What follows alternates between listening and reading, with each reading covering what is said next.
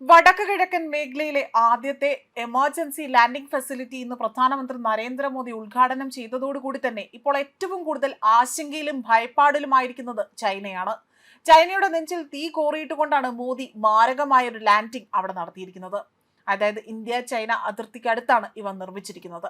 അതിനാൽ തന്നെ ചൈനയുടെ ഭാഗത്തു നിന്നും ഇനി ഇന്ത്യക്ക് നേരെ ഏതെങ്കിലും തരത്തിലുള്ള പ്രകോപനം സൃഷ്ടിക്കാൻ അവർ ശ്രമിക്കുകയാണെങ്കിൽ അടിച്ചൊതുക്കുമെന്നത് മുന്നറിയിപ്പാണ് ഇതിലൂടെ നൽകുന്നത്. ഭാരതം ഇതിലൂടെ തന്നെ വ്യക്തമായ ചില കാര്യങ്ങൾ പറയുകയും ചെയ്യുന്നു. ചൈനീസ് അതിർത്തികളിലെ വെല്ലുവിളി നേരിടാൻ ഈ വ്യോമപാത കൂടുതൽ കരുത്തു പകരുമെന്നതും ഇവിടെ സൂചിപ്പിക്കുകയാണ്. ഏതൊരു യുദ്ധ സാഹചര്യത്തിലും ഇന്ത്യക്ക് ആയുധങ്ങളും വെടിക്കോപ്പുകളും ഉടൻ തന്നെ സജ്ജീകരിക്കുവാനും ഇവിടെ നിന്നുകൊണ്ട് മറ്റ് സ്ഥലങ്ങളിലേക്ക് എത്തിക്കുവാനും ഈ റൺവേയിലൂടെ സാധിക്കുമെന്നതും മറ്റൊരു സവിശേഷതയായി പറയേണ്ടതാണ്. പ്രധാനമന്ത്രി നരേന്ദ്രമോദിയുടെ അല്ലെങ്കിൽ ഇത്തരം ഒരു ചരിത്രപരമായ ലാൻഡിംഗ് ആകട്ടെ അത് ഇപ്പോൾ ലോകതലത്തിൽ തന്നെ അതായത് ആഗോളതലത്തിൽ തന്നെ ചർച്ചയാവുകയാണ്. ആസാം ഹൈവേയിൽ പ്രധാനമന്ത്രിയുടെ വിമാനം യുദ്ധകാല ലാൻഡിംഗ് നടത്തി. അതായത് ചരിത്രം കുറിച്ച് അതിസാഹസികമായ ഒരു ലാൻഡിംഗ് ആയിരുന്നു അവിടെ നടത്തിയിരിക്കുന്നത്. മാത്രമല്ല ആസാം ഹൈവേയിൽ എമർജൻസി ലാൻഡിംഗ് ആണ്. അതായത് 4 കൂറ്റൻ എഞ്ചിനുകൾ ഉപയോഗിച്ചുകൊണ്ട് C-130J സൈനിക വിമാനമാണ് ഈ ഒരു വിമാനം ഉപയോഗിച്ചുകൊണ്ടാണ് അവിടെ ഇപ്പോൾ ലാൻഡിംഗ് നടത്തിയിരിക്കുന്നത്.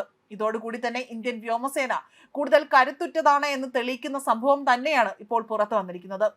ആവശ്യം വന്നാൽ ഇന്ത്യൻ ഹൈവേയും ഇനി വ്യോമസേനയ്ക്ക് വലിയൊരു പോർക്കളം സൃഷ്ടിക്കാൻ അല്ലെങ്കിൽ അത്തരം ഒരു രീതിയിലേക്ക് ഇവ എടുത്തുയർത്തും എന്നതാണ് മറ്റൊരു വസ്തുത. വടക്ക് കിഴക്കൻ മേഖലയിലെ ആദ്യത്തെ എമർജൻസി ലാൻഡിംഗ് ഫെസിലിറ്റിയാണ് ഇപ്പോൾ പ്രധാനമന്ത്രി നരേന്ദ്രമോദി ഉദ്ഘാടനം ചെയ്തിരിക്കുന്നത്. ഇവിടെ ഏറ്റവും ശ്രദ്ധേയമായ കാര്യം ചൈനീസ് അതിർത്തിയോട് ചേർന്നുകൊണ്ട് തന്നെയാണ് ഇവ നിർമ്മിച്ചിരിക്കുന്നത് എന്നതാണ്. ആയതിനാൽ തന്നെ ചൈനയ്ക്ക് വലിയ രീതിയിലുള്ള നെഞ്ചിടിപ്പ് വർദ്ധിപ്പിക്കുമെന്നതിലും അവിടെ ഒരു സംശയത്തിന്റെ ആ ഒരു നിഴൽ ഉദിക്കുന്നില്ല. മാത്രമല്ല ഒരു പ്രധാനമന്ത്രി വിമാനം ദേശീയപാതയിൽ ലാൻഡ് ചെയ്യുന്നത് ഇതാദ്യമായിട്ടാണ്. ഇന്ത്യൻ വ്യോമസേനയുമായി സഹകരിച്ചുകൊണ്ട് തന്നെ വികസിപ്പിച്ചെടുത്ത ELF അടിയന്തര ഘട്ടങ്ങളിൽ സൈനിക സിവിലിയൻ വിമാനങ്ങളുടെ ലാൻഡിംഗ്, ടേക്ക് ഓഫ് എന്നിവ സാധ്യമാക്കുന്നതാണ് അല്ലെങ്കിൽ അതിനായി തന്നെയാണ് ഇവ നിർമ്മിച്ചിരിക്കുന്നത്. 40 ടൺ വരെ ഭാരമുള്ള യുദ്ധവിമാനങ്ങളെയും അതിന്റെ പരിധി 74 ടൺ ടേക്ക് ഓഫ് ഭാരമുള്ള ഗതാഗത വിമാനങ്ങളെയും കൈകാര്യം ചെയ്യാൻ ഈ റൺവേക്ക് കഴിയുമെന്നതും മറ്റൊരു സവിശേഷതയാണ്. ദിബ്രുഗഡിലെ മൊറൈൻ ബൈപ്പാസിലെ എമർജൻസി ലാൻഡിംഗ് ഫെസിലിറ്റിയിൽ രാവിലെ 10:51 കൂടിയാണ് പ്രധാനമന്ത്രി നരേന്ദ്രമോദി വിമാനം ഇറങ്ങിയത്. ഇന്ത്യൻ വ്യോമസേനയുടെ C-130J സൂപ്പർ ഹെർക്കുലീസ് വിമാനത്തിലാണ് പ്രധാനമന്ത്രി നരേന്ദ്രമോദി ലാൻഡ് ചെയ്തതും.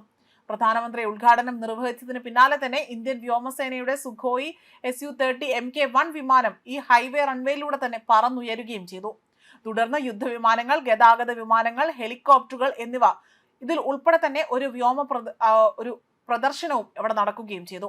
ഇന്ത്യയുടെ വടക്ക് കിഴക്കൻ മേഖലയിലെ രക്ഷാപ്രവർത്തനം അതേപോലെ തന്നെ ദുരിതാശ്വാസ ദൗത്യങ്ങൾ വേഗത്തിൽ വിന്യസിപ്പിക്കാൻ അനുവദിക്കുന്ന തരത്തിലാണ് ഇപ്പോൾ ഇത്തരത്തിൽ ദുബ്രി വലിയ രീതിയിൽ ഒരു നേട്ടം കൈവരിച്ചതായി തന്നെ സൂചിപ്പിക്കുന്നത്. ചൈനീസ് അതിർത്തിയോട് ചേർന്നാണ് ഇത്തരത്തിൽ ഒരു എമർജൻസി ലാൻഡിംഗ് ഫെസിലിറ്റി നിർമ്മിച്ചിരിക്കുന്നത് എന്നതാണ് ഏറെ തന്ത്രപ്രധാനമായ മറ്റൊരു കാര്യമായി എടുത്തു പറയുന്നത്. ന്യൂസ് ഡെസ്ക് കർമ്മ ന്യൂസ്.